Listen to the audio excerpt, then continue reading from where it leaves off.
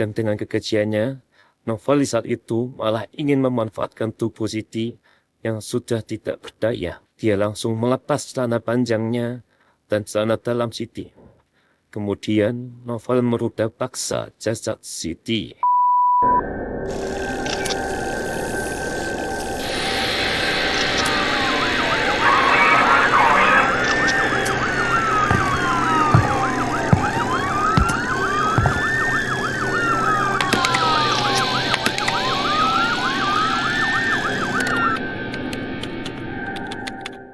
Misteri penemuan mayat wanita dalam kondisi setengah tanpa busana di sebuah kebun di Desa Darupono, Kecamatan Kaliwungu Selatan, Kabupaten Kendal, Jawa Tengah, mulai terungkap.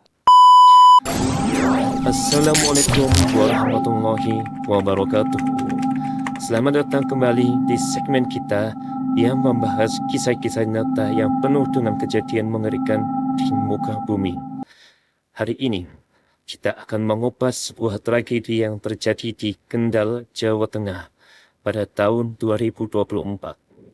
Kisah kali ini berfokus pada seorang gadis muda yang mengalami nasib sangat tragis. Jasadnya ditemukan dalam kondisi mengenaskan, setengah tanpa busana, di sebuah kebun jagung di kawasan cagar alam hutan dekat kandang ayam.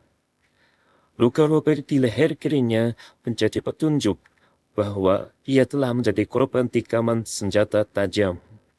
Ternyata, tindakan keji ini dilakukan oleh teman kencangnya sendiri, yang ia kenal melalui aplikasi kencan. Pelaku yang merasa frustasi karena ditolak saat diajak berhubungan intim, ternyata menyimpan sisi gelap yang tak terduga.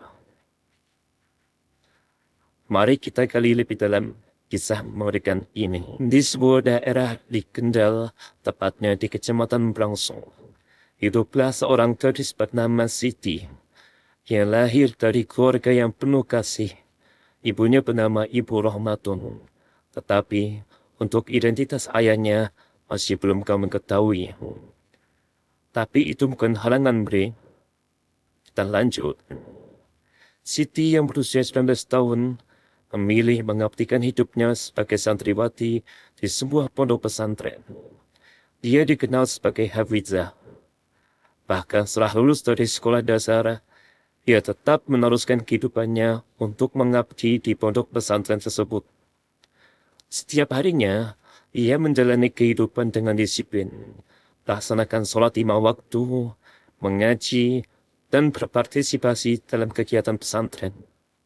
Selain itu, ia juga bekerja sebagai penjahit untuk membantu memenuhi kebutuhan hidupnya. Namun, seperti halnya gadis muda lainnya, Siti memiliki keinginan untuk mengenal dunia luar dan ingin menjalin hubungan dengan lawan jenis.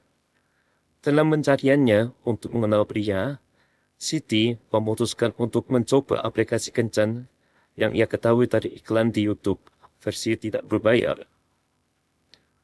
Suatu hari, Siti pulang ke rumahnya di kampung halamannya pada tanggal 12 Oktober 2024 untuk menghadiri haul kakeknya. Tetapi Siti izin kepada ibunya hanya bisa berada di rumah 1-2 hari saja. Karena masih banyak agenda di pesantren yang membutuhkan tenaga dari Siti. Jadi, esok lusa, Siti kembali ke pesantren diantar oleh ayah tercintanya. Tetapi dengan waktu yang sangat singkat di rumah, Siti tetap memanfaatkan kesempatan itu untuk mengunduh aplikasi kencan tersebut dan mencoba menjelajahinya.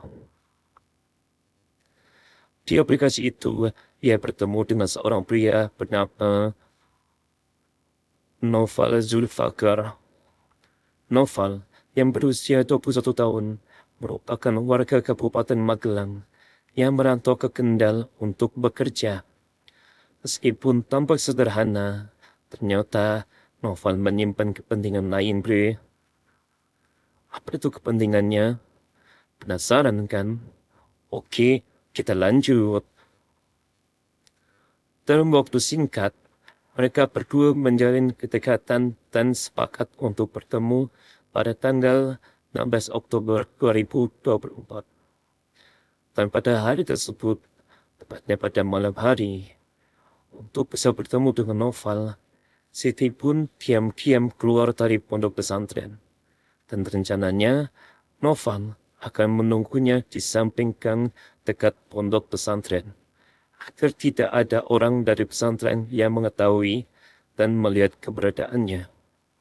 Sementara Noval sudah selesai bersiap hendak berangkat menjemput Siti. Namun, sebelum berangkat, Noval diam-diam menelipkan sebuah pisau belati dengan ganggang berwarna biru di belakang pinggangnya.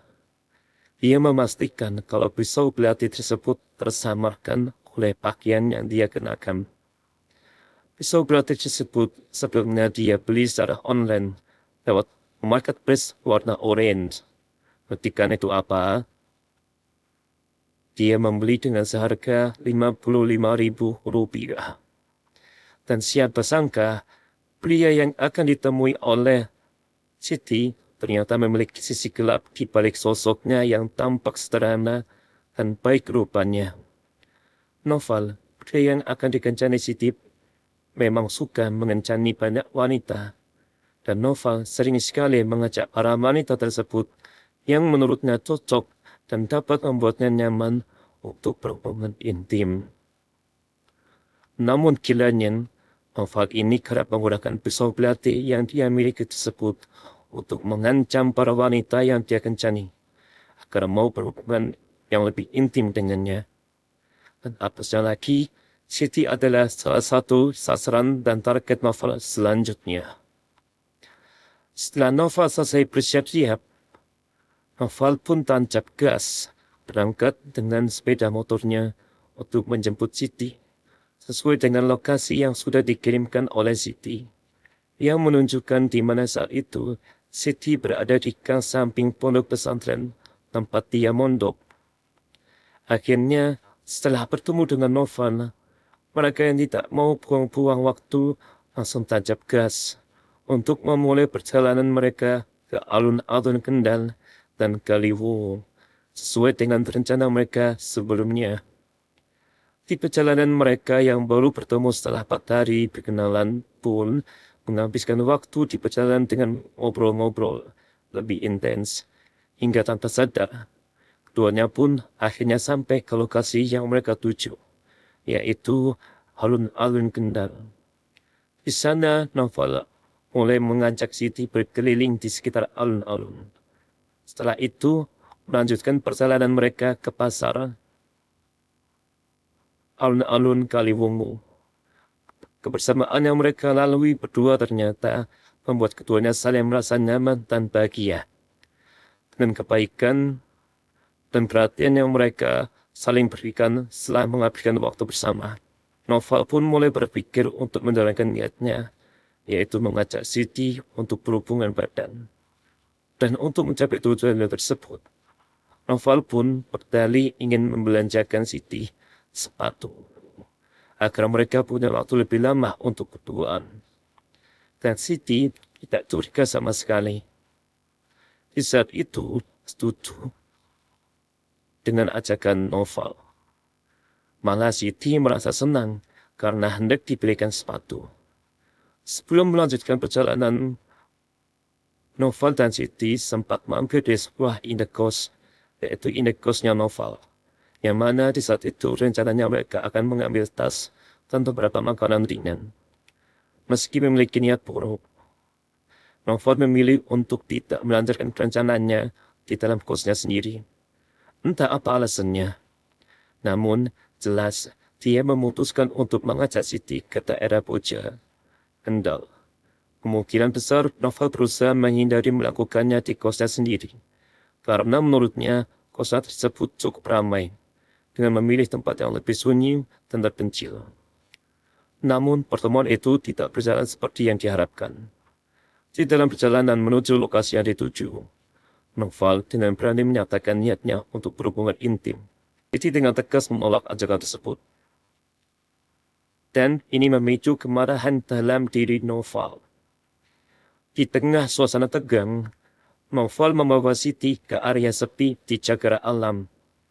Terjadilah pertikaian yang semakin memanas. di mana Siti berusaha melawan dan minta untuk diantarkan pulang. Dalam kondisi marah, Novel akhirnya menggunakan pisau belatinya untuk mengancam Siti. Dan saat keputusan menjelang, tragedi mengerikan pun terjadi. Dalam sekejap, Siti kehilangan nyawa dan tergeletak dalam keadaan mengenaskan. Novel menggunakan pisau belati yang dia pegang untuk menggorok bagian leher Siti. Seketika, Siti yang tidak pernah menyangka akan berada di situasi ini berteriak kesakitan. Dia berteriak sejadi-jadinya. Merasakan sakit yang begitu amat dahsyat di lehernya yang mulai disayat dan mengalami luka menganga. Lehernya yang sudah putus dan menghambat pernafasannya kemudian membuat dia tewas di tempat. Melihat Siti yang sudah tidak berdaya dengan kondisi yang mengerikan, di saat itu Novel baru sadar bahwa dia sudah melakukan hal keji. Dan dengan kekejiannya, Novel di saat itu malah ingin memanfaatkan tubuh Siti yang sudah tidak berdaya. Dia tidak peduli. Dia sudah kepalang tanggung. Dia langsung melepas celana panjangnya dan celana dalam Siti. Kemudian Novel merudah paksa jasad Siti. Dalam kondisi yang berlemuran cairan merah sambil melakukan aksi bejatnya, Novel merekam aksinya tersebut dengan handphone setelah puas merudah paksa Siti. Novel yang tidak mau aksinya ketahuan memutuskan untuk segera melarikan diri.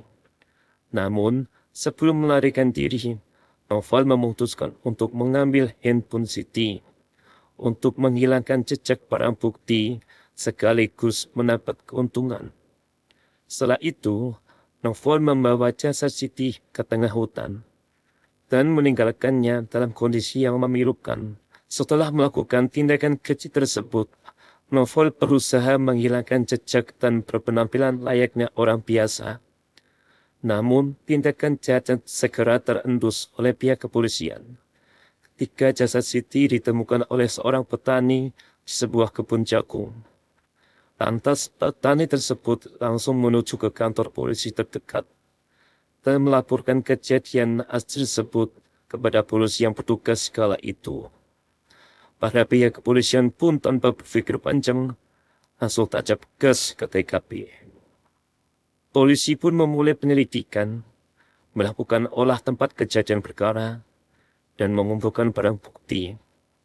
Di TKP, selain jasad wanita dalam kondisi yang begitu mengenaskan dengan luka robek di leher kirinya, juga ditemukan adanya barang-barang lain milik korban. Sementara itu, polisi langsung mengevakuasi jasad tersebut ke rumah sakit untuk diotopsi.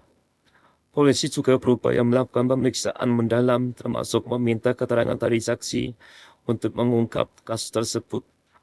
Berdasarkan hasil identifikasi pada jasad, polisi akhirnya dapat mengetahui identitas dari jasad itu, yaitu seorang gadis muda yang merupakan santriwati di salah satu pondok pesantren di Kendal, Jawa Tengah, yang bernama Siti. Kemudian polisi segera mengabari kabar duka tersebut kepada pihak pondok pesantren dan juga keluarga korban. Pihak keluarga di saat itu mengetahui kabar putri mereka sudah tewas secara mengenaskan. Awalnya, mereka tidak percaya. Mereka bingung bukannya anak mereka itu ada di pesantren. Dan di saat itu, dengan rasa tidak percayanya, mereka langsung menuju ke rumah sakit untuk memastikan semuanya. Dan setelah mereka memastikan, di saat itulah betapa hancurnya hati mereka. Setelah mengetahui ternyata benar, jasad wanita yang ditemukan tersebut adalah putri mereka yang bernama Siti.